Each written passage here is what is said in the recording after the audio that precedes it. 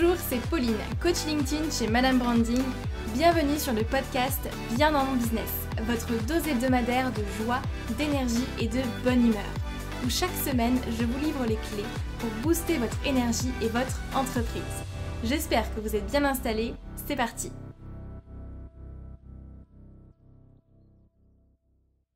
Bonjour tout le monde, j'espère que vous allez bien. Merci d'être là, merci de m'écouter et d'écouter ce podcast. Je suis ravie de vous retrouver pour un épisode qui va être, je pense, très riche. J'ai envie de vous parler d'un sujet qui, moi, me touche personnellement et j'ai envie de vous ouvrir mon cœur sur un sujet qui m'a beaucoup touchée, qui me touche encore et qui est encore présent en tout cas dans mon quotidien. On va parler ensemble du syndrome de la bonne élève. Ou du bon élève pour inclure tout le monde, mais en règle générale ça touche beaucoup les femmes principalement. Mais bon, je vais englober tout le monde quand même avec cet épisode-là. C'est un sujet, un syndrome dont on parle, je trouve, trop peu sur internet ou dans les contenus que moi j'ai pu consommer, et surtout très très peu quand on parle d'entrepreneuriat vraiment. Donc aujourd'hui, j'ai vraiment décidé de vous parler de ce sujet-là, de vous ouvrir vraiment mon cœur et mon esprit sur le syndrome de la bonne élève. Imaginez cette situation-là. De l'apprentissage à la pâte à modeler en maternelle, à celui des logarithmes népériens au lycée si vous avez fait comme moi un bac scientifique, vous avez toujours été en tête de classe. Quand vos camarades peinaient à décrocher un 12 sur 20, vous, de votre côté, vous surfiez avec aisance au-dessus de la moyenne, frôlant le malaise dès que vous descendiez en dessous de 15, ce qui, Dieu merci, vous arrivait rarement. Et pourtant, depuis que vous êtes entré dans le monde merveilleux de l'entrepreneuriat, vous êtes confronté pour la première fois à une sensation qui vous est totalement étrangère.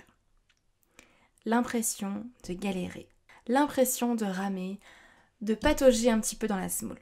Vous avez beau faire de votre mieux, vos prestations sont nickel, vous vous donnez corps et âme dans votre entreprise, vous faites tout ce qu'on vous dit de faire et vous cochez tous les objectifs. Et pourtant, la reconnaissance attendue n'arrive jamais. Pire encore, ceux qui travaillent moins bien que vous semblent gravir les échelons bien plus vite. Mais pourquoi ce qui fonctionne si bien à l'école ne fonctionne plus quand on est entrepreneur ? Comment se fait-il qu'être bon élève, entre guillemets, ne soit pas synonyme de succès professionnel ? C'est le sujet du jour. Je vous invite à vous installer confortablement, à mettre vos écouteurs et tout simplement à m'écouter très attentivement. Ouvrez grand vos oreilles et on est parti. De mon côté, je vais pas vous le cacher, j'ai été très touchée par ce syndrome-là et je le suis encore en toute honnêteté.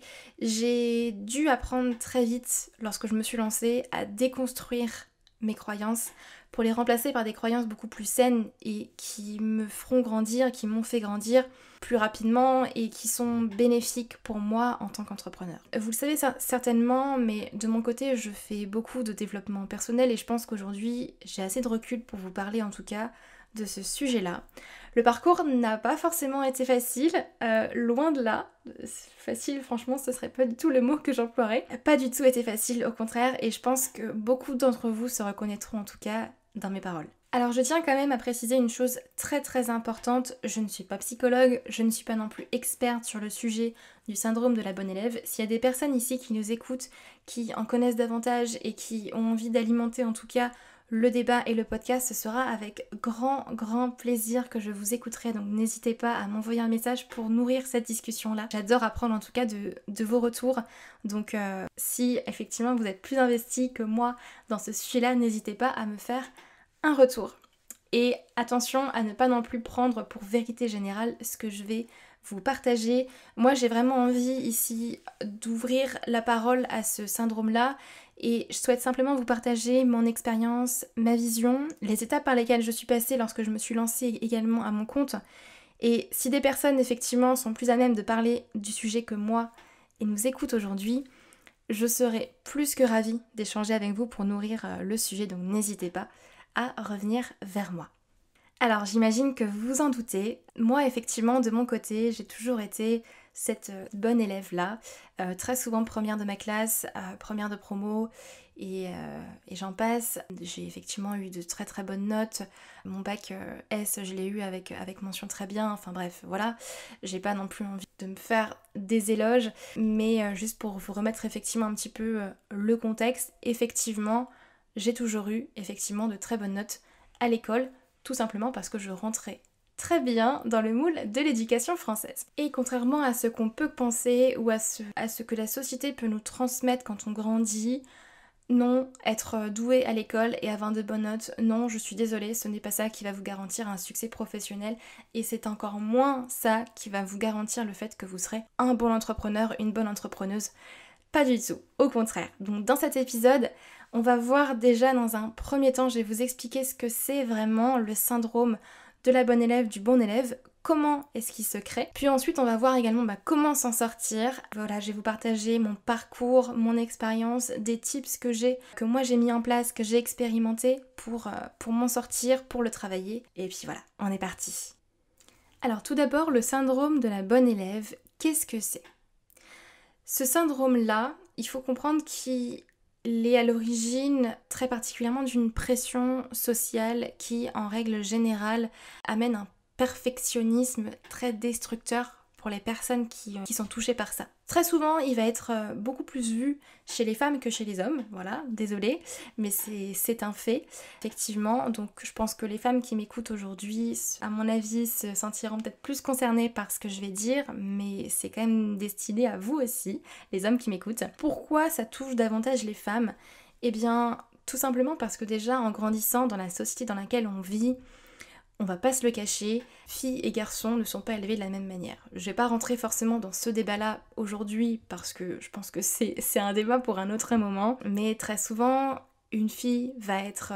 tous les adjectifs qu'on va mettre derrière vont être par exemple ordonnée, assidue, consciencieuse, calme, disciplinée, alors que les garçons, souvent on va utiliser d'autres adjectifs comme dissipé, mal organisé, désordonnée. Et je pense que c'est très inconscient aujourd'hui encore dans la société dans laquelle on vit. Et c'est vrai que avec le recul, quand je regarde, par exemple quand je compare moi avec mon frère, effectivement, j'adore mes parents, hein, je les aime du plus profond de mon cœur et je ne leur en voudrais jamais parce que voilà, ils nous ont élevés de la plus belle manière qui soit. Mais clairement, nous n'avons pas été élevés de la même manière avec les mêmes mots. Je suis désolée, mais c'est ainsi.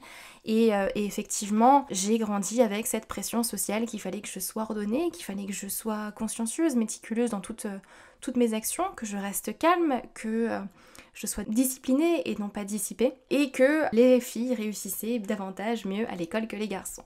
Tout ça pour dire que inconsciemment, encore une fois, dans la société dans laquelle on vit, on donne le droit aux garçons de faire des erreurs, d'avoir des défauts, alors qu'on nourrit une certaine culture de la perfection auprès des filles, ce qui peut avoir des répercussions très très fortes sur notre avenir et notamment donner lieu à ce syndrome de la bonne élève, du bon élève.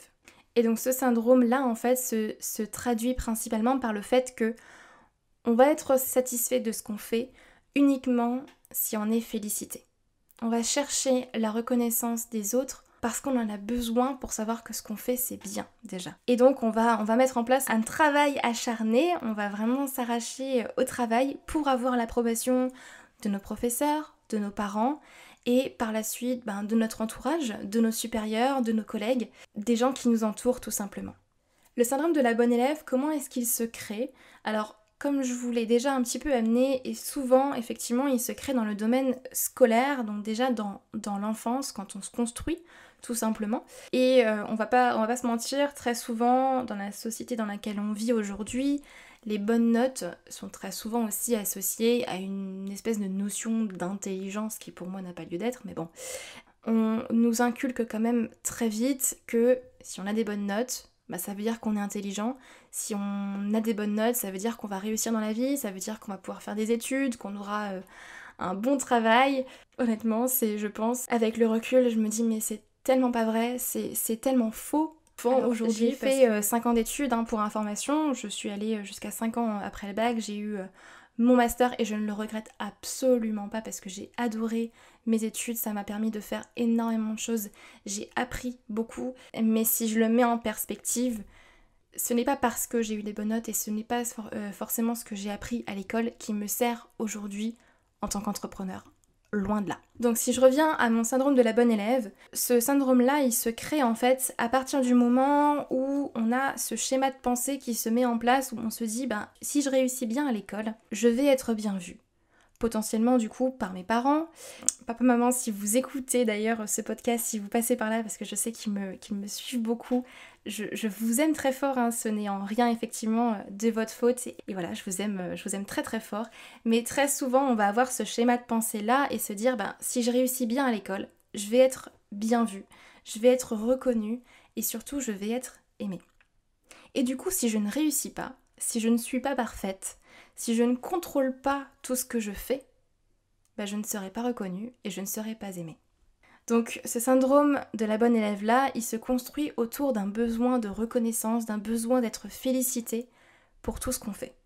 Et si vraiment je déroule le truc jusqu'au bout, pour certaines personnes ça peut être un véritable cercle vicieux parce qu'on n'est pas tous touchés également de la même manière par ce syndrome-là, mais ça peut véritablement être un horrible cercle vicieux parce qu'on peut jusqu'à associer des bonnes notes et des bons résultats à notre propre valeur en fait. Au final, les bonnes notes deviennent un référentiel de notre propre valeur alors que c'est totalement faux.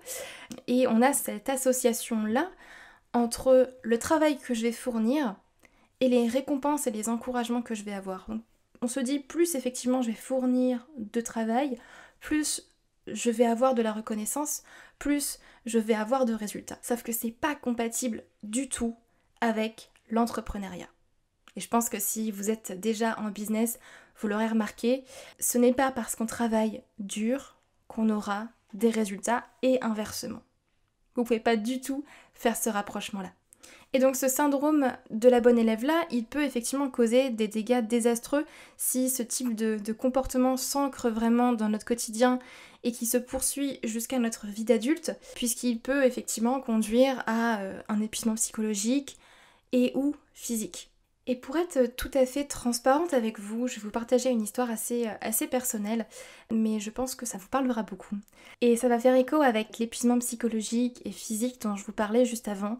Il y a à peu près un an, un peu plus d'un an maintenant quand même, février 2020. Donc pour vous remettre un petit peu dans le contexte, j'ai toujours été effectivement très très douée à l'école, à la fac, de très très bonnes notes et félicitée du coup par mes professeurs et mes parents et mon entourage. Et effectivement, personnellement, je me mettais beaucoup de pression, énormément de pression pour réussir parce que je savais que si j'y mettais effectivement le travail, j'allais avoir les résultats derrière. Sauf que j'avais pas forcément encore compris que c'était pas forcément, que ça n'allait pas forcément ensemble.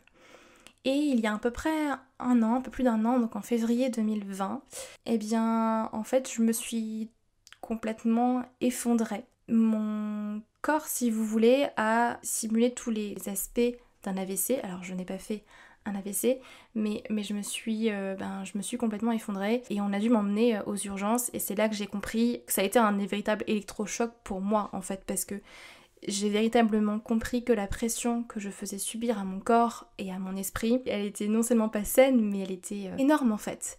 Et donc c'est là aussi où j'ai dû déconstruire toutes ces croyances-là, où j'ai dû entamer tout ce travail-là sur moi-même pour ne pas retomber dans les mêmes schémas et me détacher en fait de ces bonnes notes que je recherchais. Pourquoi, je ne sais pas, mais c'est véritablement le jour aussi où j'ai décidé de prendre soin de moi et où j'ai compris beaucoup de choses effectivement qui étaient en moi. Donc je vous raconte pas ça pour qu'on plaigne, hein, absolument pas, mais je vous raconte ça uniquement pour vous montrer aussi que je suis passée par des phases qui sont pas forcément très sympas, voilà, par des états d'esprit qui m'ont fait me remettre beaucoup en question et j'ai dû véritablement apprendre à déconstruire beaucoup de choses qui étaient vraiment ancrées en moi, ancrées dans mes schémas et mes comportements au quotidien. Et j'ai dû apprendre effectivement à déconstruire tout ça pour reconstruire de vraies croyances et repartir sur des bases saines. Et c'est ce qui fait aussi que je suis beaucoup plus sereine aujourd'hui dans mon activité. En partie en tout cas. Et donc du coup, comment s'en sortir? Alors ça c'est la grande question parce que maintenant qu'on a compris ce que c'est, comment ça se manifeste, comment ça se crée véritablement, mais comment est-ce qu'on s'en sort? Alors la bonne nouvelle, c'est que je vous assure qu'il est possible de s'en sortir. C'est que ce n'est pas une fatalité, loin de là. Et je pense sincèrement que j'ai encore du chemin à parcourir, mais avec tout le chemin que j'ai déjà parcouru et le recul que j'ai quand même mis en place beaucoup de choses et compris beaucoup de choses liées à ce syndrome-là qui vont peut-être déjà en tout cas pouvoir vous permettre d'avancer dans la bonne direction et d'être plus serein avec vous-même, plus à l'aise et de pouvoir avancer. Alors, la première étape pour s'en sortir, pour moi, c'est déjà première chose d'en prendre conscience. Ça peut paraître bête à dire, mais c'est d'en prendre conscience. C'est de le repérer et de l'accepter. Moi j'en ai pris conscience véritablement en février 2020, lorsque j'étais aux urgences en train de faire mon IRM et de me dire mon Dieu qu'est-ce qui m'arrive. C'est à ce moment-là où j'ai véritablement pris conscience qu'il y a quelque chose sur lequel effectivement je devais véritablement travailler. Ensuite c'est l'accepter et je pense que c'est l'étape la plus difficile parce que en tant qu'être humain, on a très souvent tendance à se voiler la face. Et l'accepter, effectivement, ça demande un certain courage, ça demande une certaine vulnérabilité aussi. Ça peut être effectivement, pour moi, une étape très difficile. Mais c'est de se dire, ok, aujourd'hui je suis là-dedans, effectivement je suis dans ces schémas-là. Et je veux m'en sortir. Voilà, c'est tout simplement la première étape, le repérer et l'accepter. Ensuite, pour moi, la deuxième étape, ça a été de comprendre d'où est-ce que ça vient. Et alors là, le gros challenge, c'est justement de ne pas se mentir à soi-même et d'être pleinement honnête avec soi-même. Et vous verrez, en général, quand on se pose ces questions-là, le premier réflexe qu'on a, c'est effectivement de se voiler la face et c'est tout à fait humain, tout à fait normal.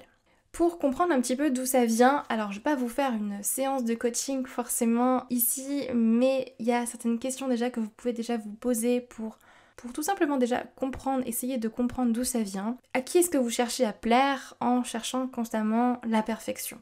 Première question. Est-ce que c'est votre mère, votre père, votre mari, votre femme, quelqu'un de votre famille, un ou une amie proche, quelqu'un de votre entourage?